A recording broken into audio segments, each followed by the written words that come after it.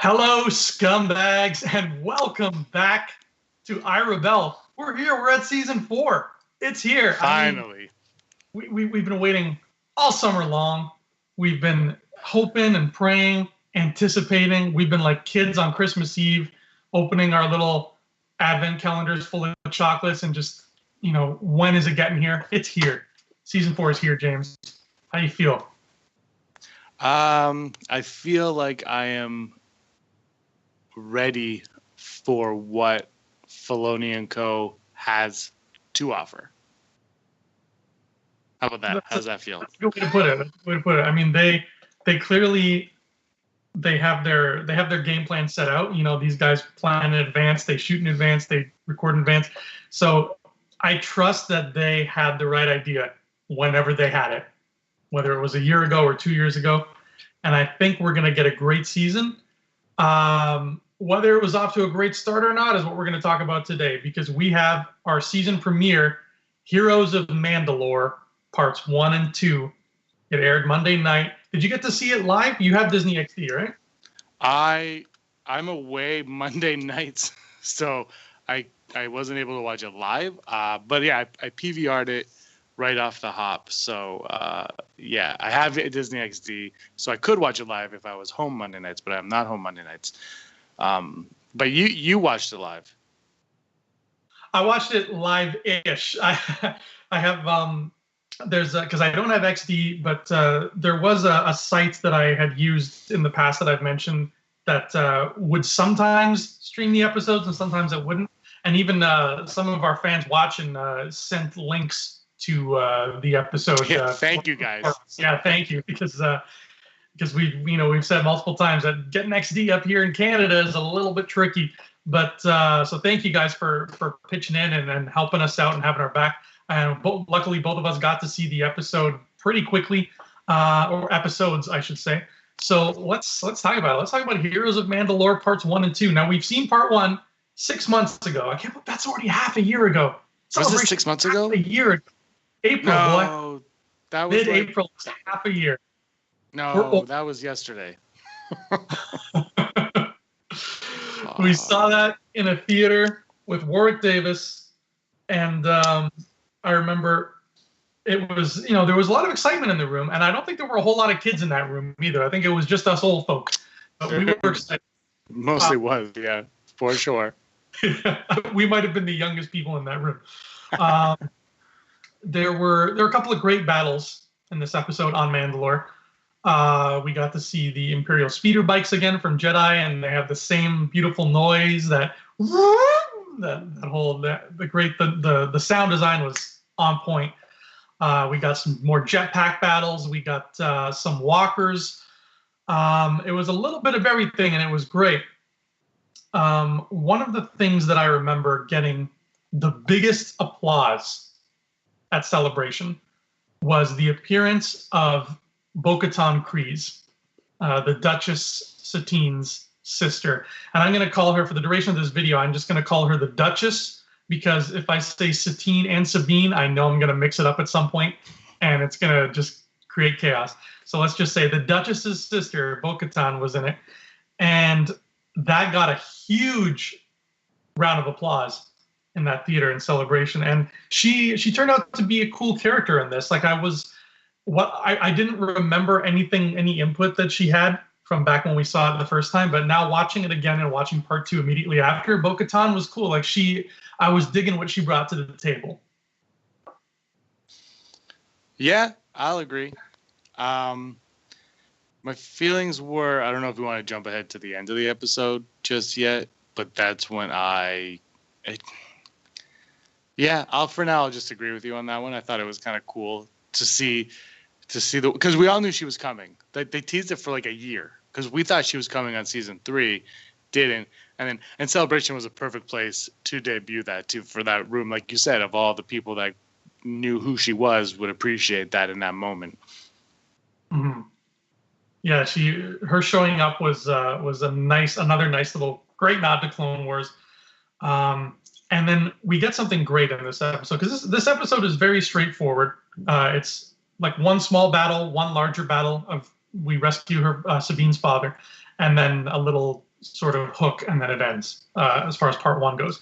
But at the end of part one, we got something really cool in that we've been hearing since season one about these weapons that Sabine has built for the Empire that she is horribly ashamed of, and that has caused this rift between her and her family and has basically outcast her, and it's the reason why she's not at home anymore.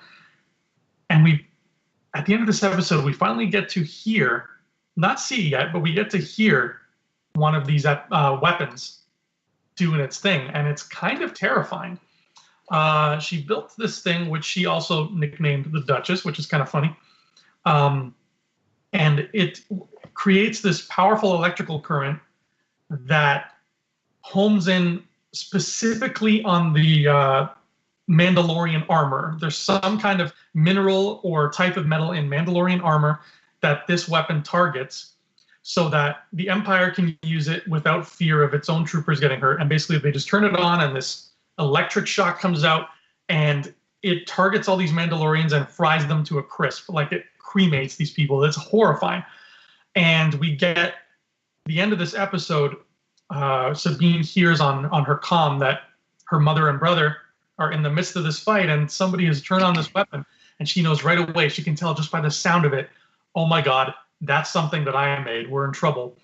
And when they rush over to help, it looks like it's too late because there's nothing but Mandalorian chunks of armor and then just ash everywhere. And that was where we were left hanging back in April. So it's been 6 months of having that in our heads. I actually kind of forgot. I don't know if you did the same, but a lot of it just kind of trickled out, and it was a surprise again to watch it a second time. Did you find it was the same way for you? Yeah, we saw it so long ago that I thought I remember. We were talking about it yesterday. There's that chase scene in it, and I remembered that as the beginning of the episode. I was like, no, it just starts like that. And you're like, no. So I went back and I had to watch it again, because I watched the second part before the first part because I thought we were doing it all yesterday. We were supposed to do this yesterday, so I was like, just got to watch what I need to watch. So I did that. And then last night I was able to go back and watch part one again. Yeah, there were things I'm like, oh, yeah, forgot about that. I'll say this about the weapon, though, and this is more the part of the story. It was the weapon. I thought it was cool that it targeted Mandalorian armor and whatnot. Like, I was like, oh, that's kind of interesting. But it was almost too powerful. It's like how you feel about the Force Unleashed video games where Starkiller is too powerful. It's almost like this weapon is really powerful. Mm-hmm. How does this exist? And how is Sabine the only one that knows how to create? Like, you feel like somebody else would be able to, if you started a project and then you're like, whoa, this is beyond me. Somebody is able to come close to finishing it. You figure that there's some Mandalorian that's like, screw the Empire. I mean, they have to get Sabine, whatever. We'll talk about that in a second. But I felt like it was just a little bit too powerful. The idea was cool, but what it could do was a little powerful. But the thing that was cool was I never really put this together until last night for whatever reason. The first image of season 4 that we got were Mandalorian helmets all scattered on a planet, and then one was on a staff, and it was like, oh, something bad's happened to Mandalore. And that is the aftermath of this episode. That's the aftermath of her weapon being used at the end of this episode. You're right. I totally forgot about that image. Yeah, with you. The weapon is cool. The idea is neat. But And I like that this weapon exists only in these 2 episodes and that we don't have to deal with it again. But you're right. That's kind of a powerful thing that really, unless Sabine is like Oppenheimer and Einstein rolled into one and literally nobody else in the galaxy can, do the math that's necessary to make this thing a reality, then I don't see how the Empire wouldn't try to break that down and reverse engineer it and try to make something else out of that. And maybe they will. We don't know. Maybe Thrawn has that in mind. There's actually a great moment, and we'll merge in with part 2 at this point because they are really tightly woven together. But there's when we see Thrawn in this episode, there's a great moment. He's just in hologram. He's barely there. But the Mandalorian chief there is talking to Thrawn, and he's telling him all about, like, oh, this is what the weapon does, and this is how we're going to use it, and blah, blah, blah. And there's a look on Thrawn's face. It's very subtle, but it was this look of trepidation, like he turns and looks at this man, and you can see, and just the way they animated him, that Thrawn is thinking. Now that we've read that book, we know kind of what he's about. He's thinking like, if the Empire can do this, what's stopping them from making a machine like that targets Chiss? You can see that in his face. I don't know. Maybe it was just wishful thinking on my part that was what he was thinking. But I don't think so. I don't think it's wishful thinking because of as I just criticized that weapon for being too powerful. But the thing with this show is the attention to detail on this show. And the thing is, yeah, they made that weapon too powerful, but I will bet you they know that they did that. And that's a reason why we're not going to see it again. That's the reason why it, for the most part, was destroyed. And they know what they're like. What I'm saying is they know what they're doing. Unlike there are some other things that you go, you don't know what you're doing. You're making this up as you go along. Rebels, from the beginning, well, maybe the first season they're getting their feet wet, whatnot. But they always know what they're doing. Like we talk about their throwaway episodes all the time. There's never a throwaway episode. Your bottle episodes are something of consequence happens in a bottle episode that you need 5 episodes from now. And so I don't think that's wishful thinking, because I think Filoni and all the writers, everyone knows, loves, respects Thrawn enough that they threw that in there for a reason. Whether or not it pays off. See, this might be something that they don't discuss later on. But you look at that and you're like, he's thinking. But, I mean, that could play into his distrust, for all we know, of the Empire later on. Like, that could just be a piece to that puzzle where it's like, I don't fully trust the Empire. Oh, they have this weapon. What's stopping them from a Chiss weapon or this weapon or that weapon? This is not going where I want it to go. And so that they may not put it in our faces, but that could be the aftermath of that. Yeah, you're right. That's a great point. Like this could be like the first seed of a season-long arc for Thrawn, where he's like, I'm done with this Empire business. Like, this is enough. But that's such a good way to phrase it, is that these guys, all these people who make Rebels, not only do they know what they're doing, but they know Star Wars, period.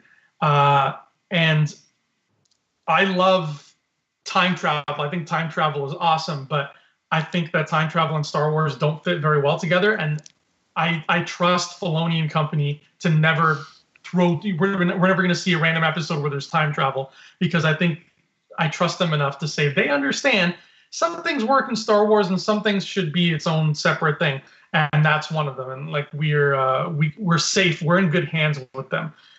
So I think you're right. They know that this weapon is a little bit extreme, and it's an incongruity in the sense where it's like, okay, well, this has never been built again. So I think that they are going to, whatever Sabine has made is going to be wiped clean. It's going to be burned up.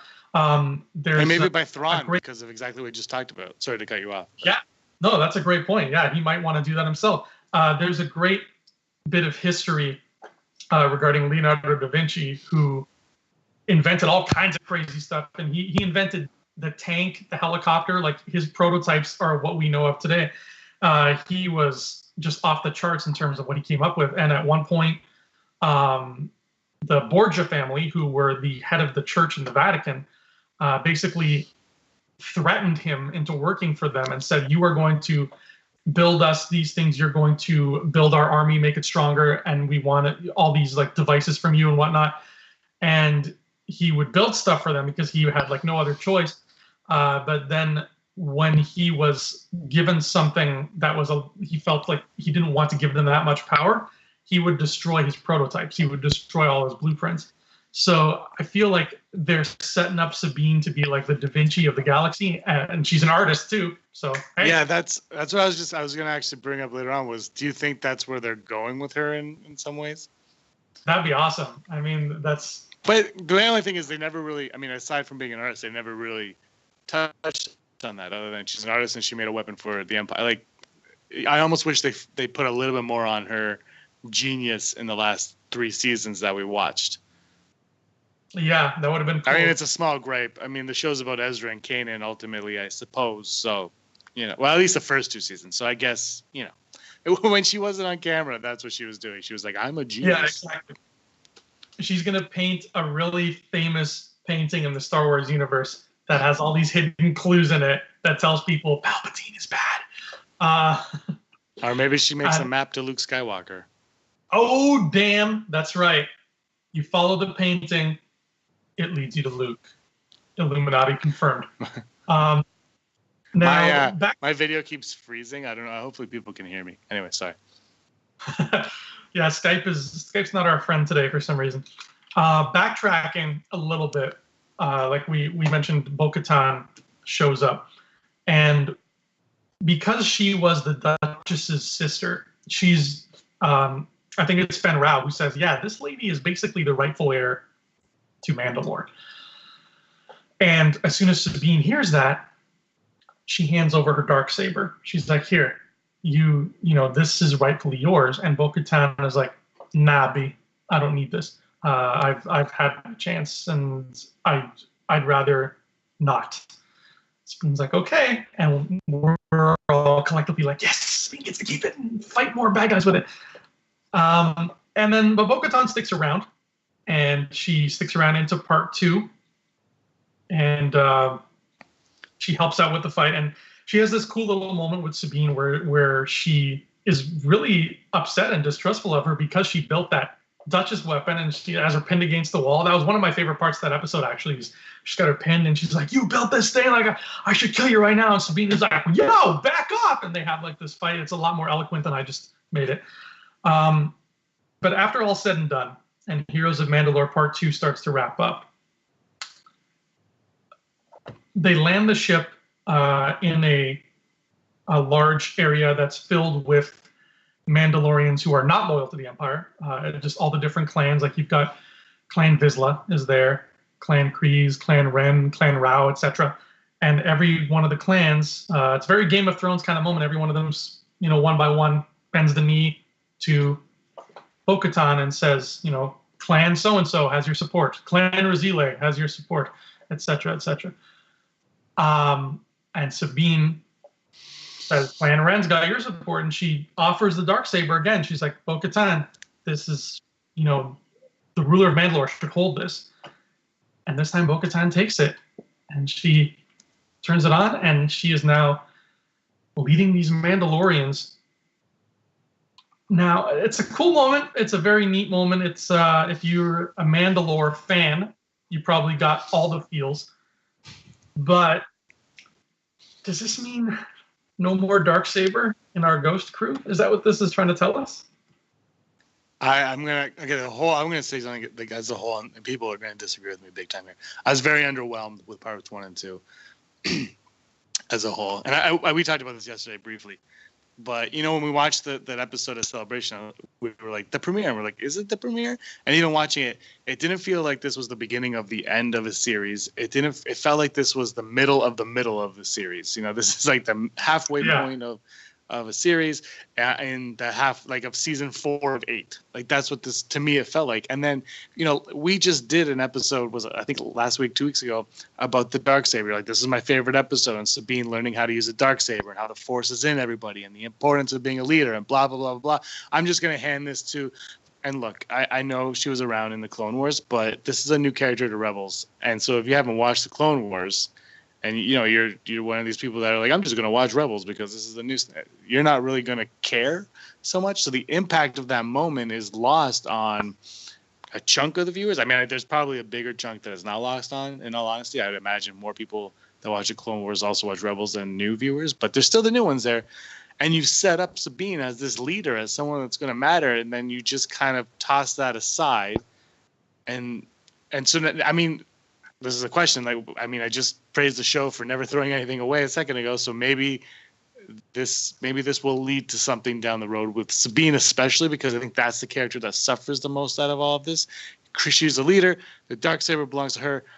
Actually, nah, she's kind of a leader, but not really. Her mom's still a leader of her clan, and then Bo-Katan now is the leader of all Mandalore. And here's a Darksaber. You can do it. I almost said black saber because it's real. Here's a Darksaber. You do what you need to do with that. And I'm just gonna go paint. I think that was. I was so conflicted at the end of it all. You know, it's just what just happened. That's how I felt. I don't know. And the other thing with this episode, sorry, is part 1 of 2 of the season 3 finale was so amazing with Sato, taking his life, not taking it, but sacrificing his life. And then it was a little bit, again, underwhelming with the Bendu. And then, we have to go to Yavin, and now we're on Mandalore. It was Rebels, right? We did. Yeah. Rebels. More lies! More lies! I feel you. I feel the same way. This premiere was fun, but it didn't feel... There's a certain weight that comes to season premieres and season finales, particularly when you're dealing with your first or final season of a show. And I don't feel like this weight was there in Heroes of Mandalore Part 1 or Part 2. And I've said this before a few times on the show, where I'm having fun with Mandalore, but I can't wait to move on from Mandalore.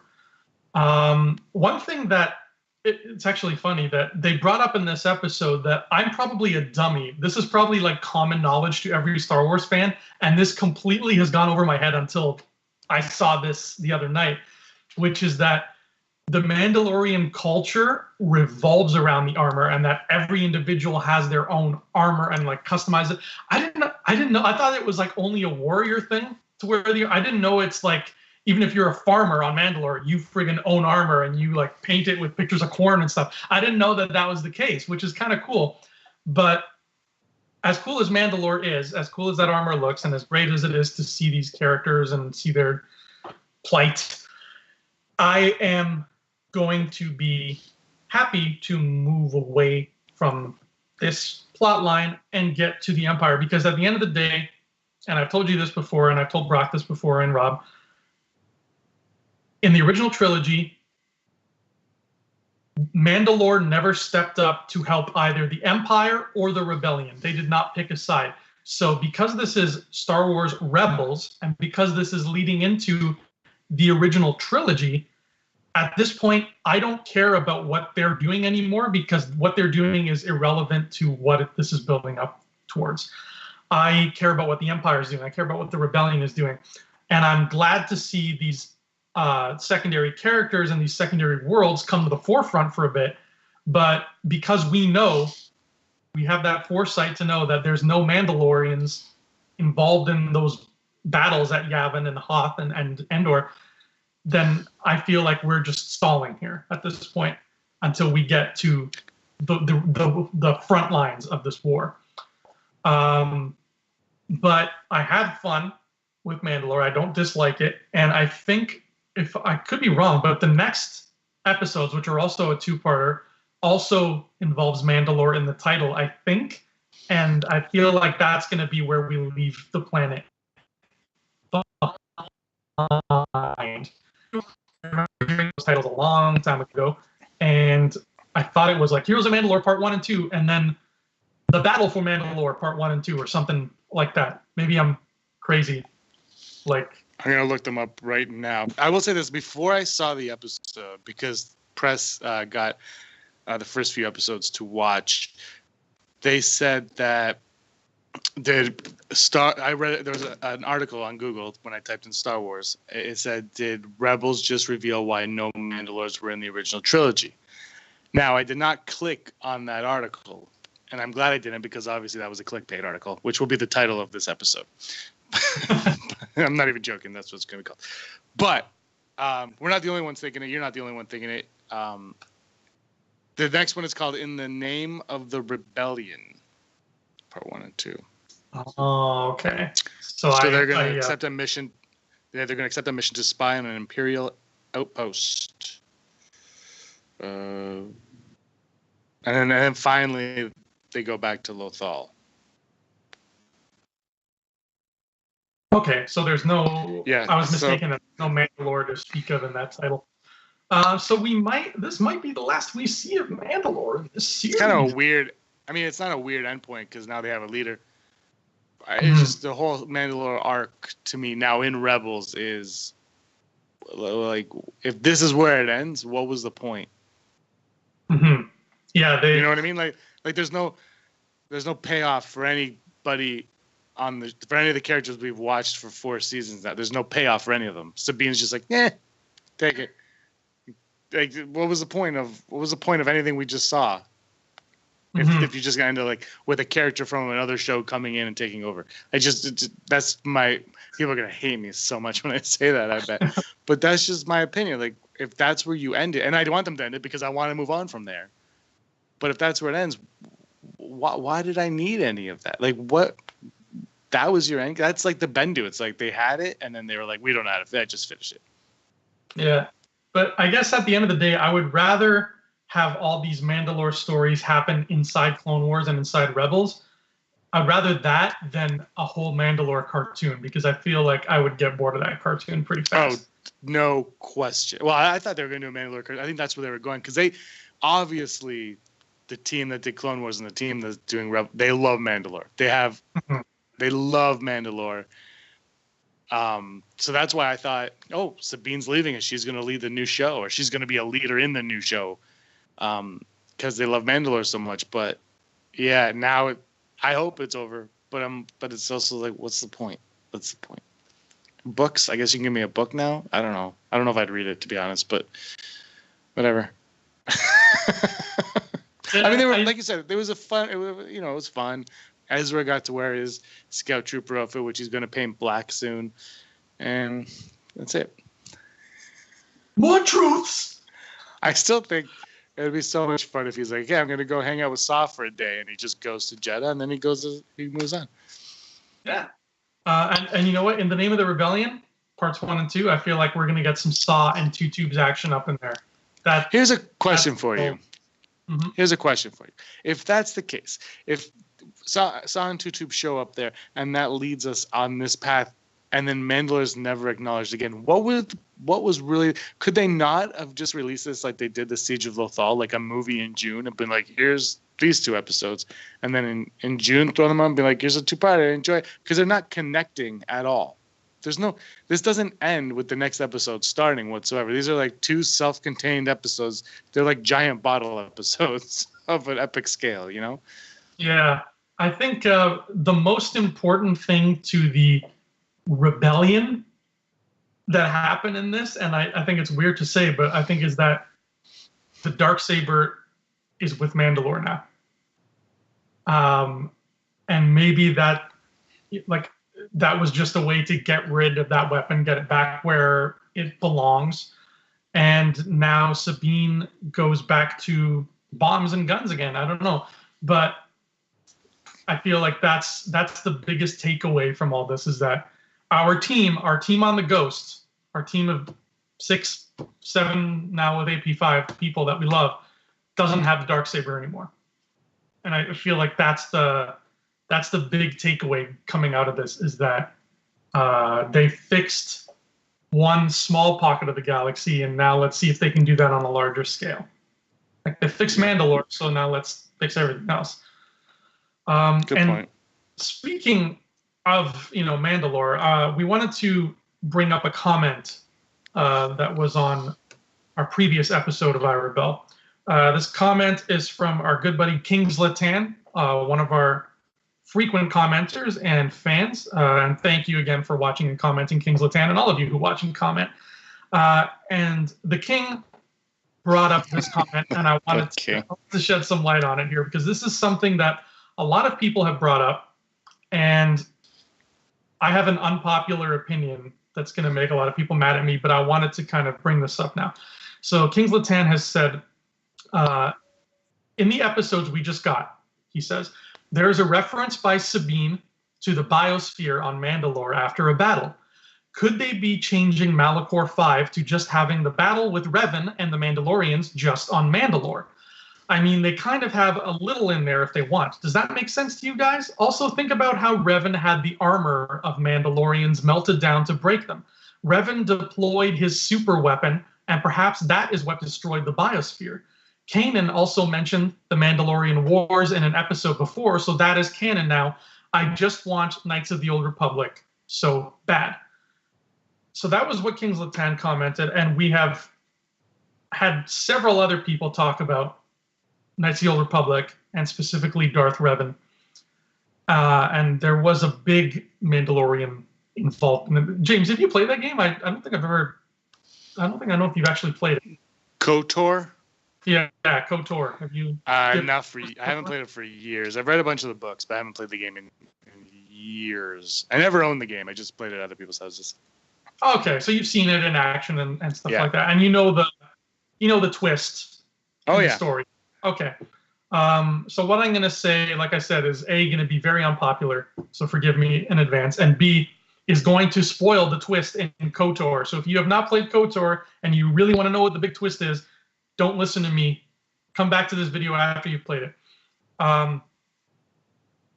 This is how I feel about... In 7 hours or 20 hours. 7 hours. This is how I feel about KOTOR and Revan, is that, like, what Kings Latan said, the last part of his comment was, I just want KOTOR so bad. Darth Revan and Knights of the Old Republic, I really want Old Republic. I am down 100% to see the Old Republic show up in Star Wars now. I don't want Knights of the Old Republic to show up, and I definitely don't want Darth Revan to show up. And here's why. The whole point of Darth Revan, what made Darth Revan great, was, first of all, there's this enormous twist where the character you are playing as is a total blank slate, and you can give them whatever personality, whatever gender, whatever this, whatever that you want. You choose their dialogue for them. They are literally a blank canvas for you to paint on.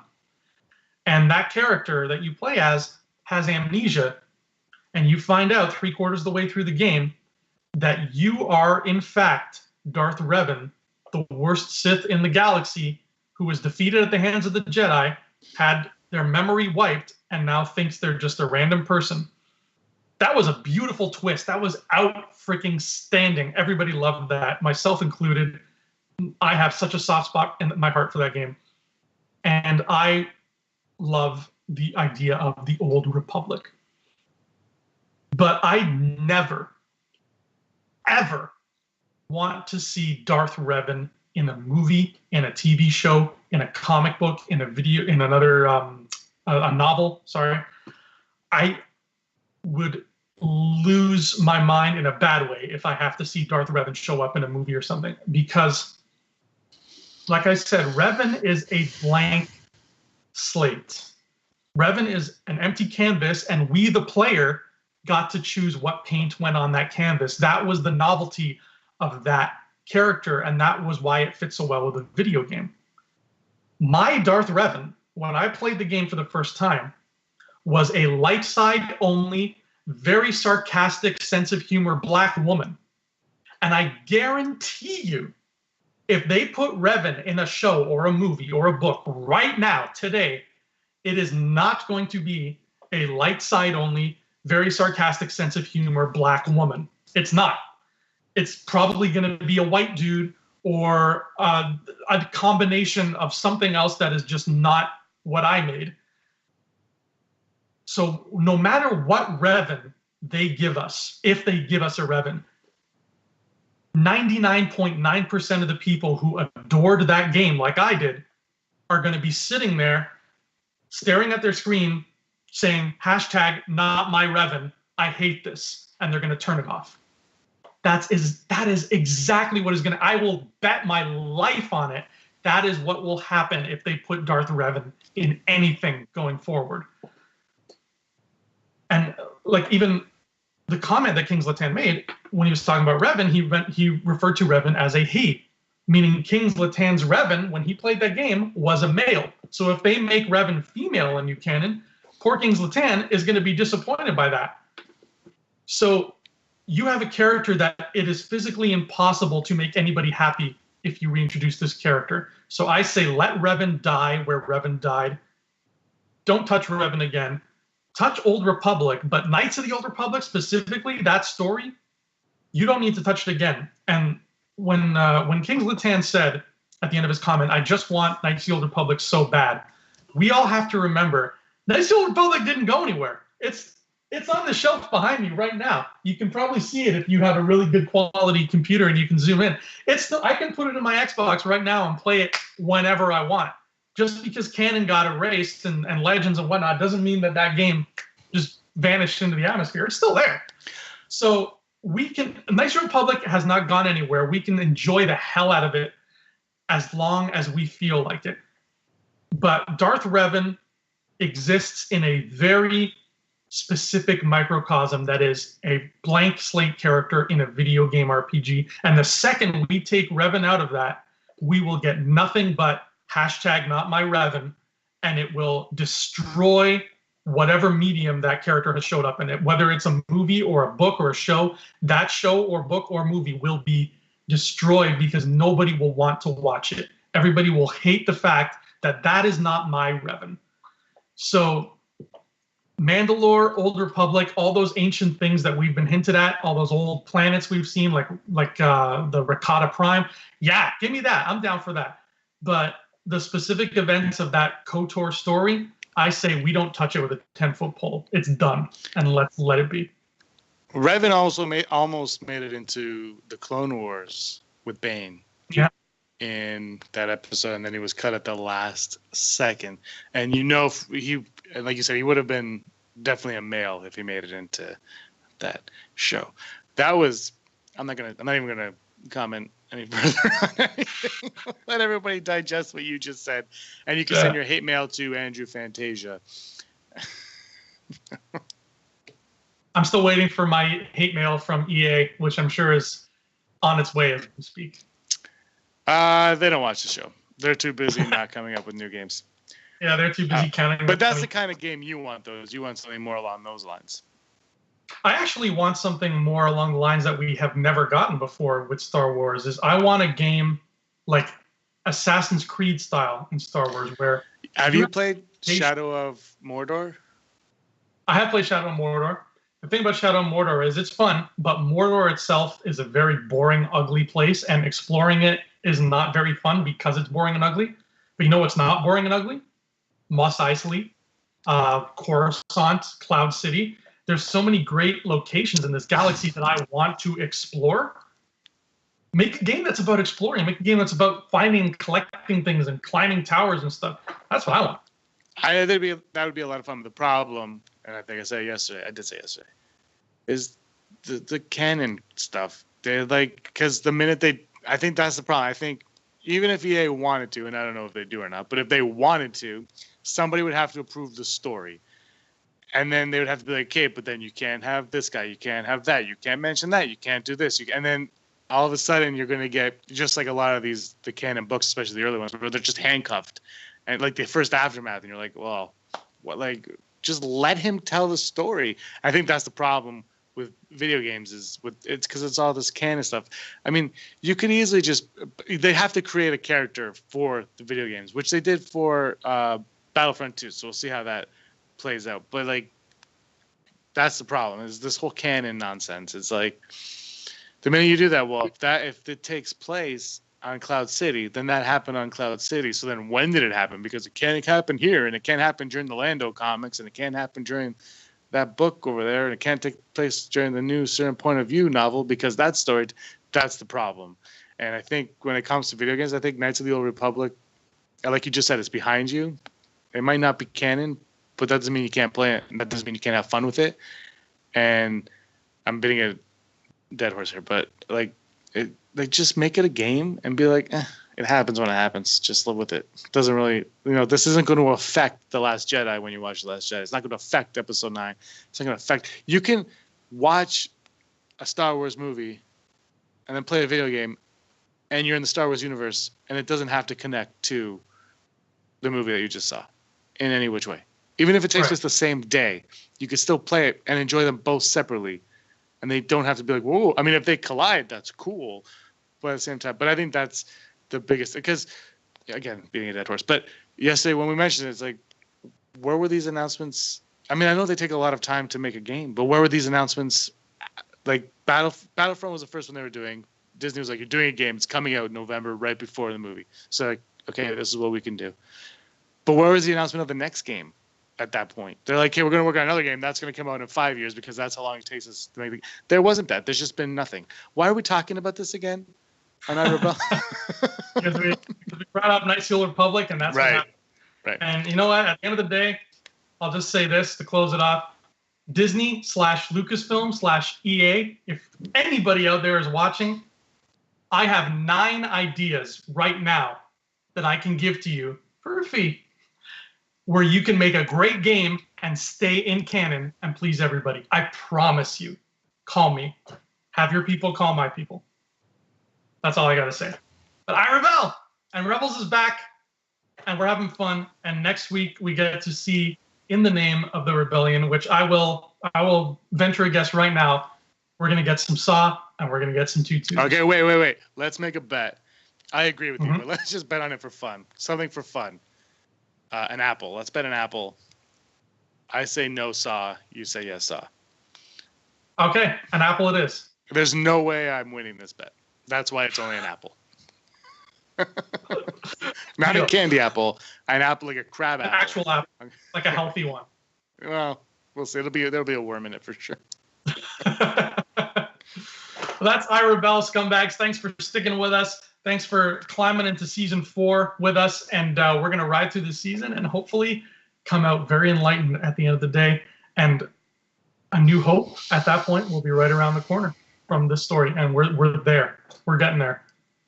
So until next time, keep watching, keep loving, keep subscribing, keep commenting. Thank you, Kings Latan, for that comment, and all of you for commenting and liking and giving us support. And we'll see you again here on I Rebel. May the force of others be with you. Hey scumbags, thanks for watching. Don't forget to give us a thumbs up on our video. As always, please subscribe to our YouTube channel.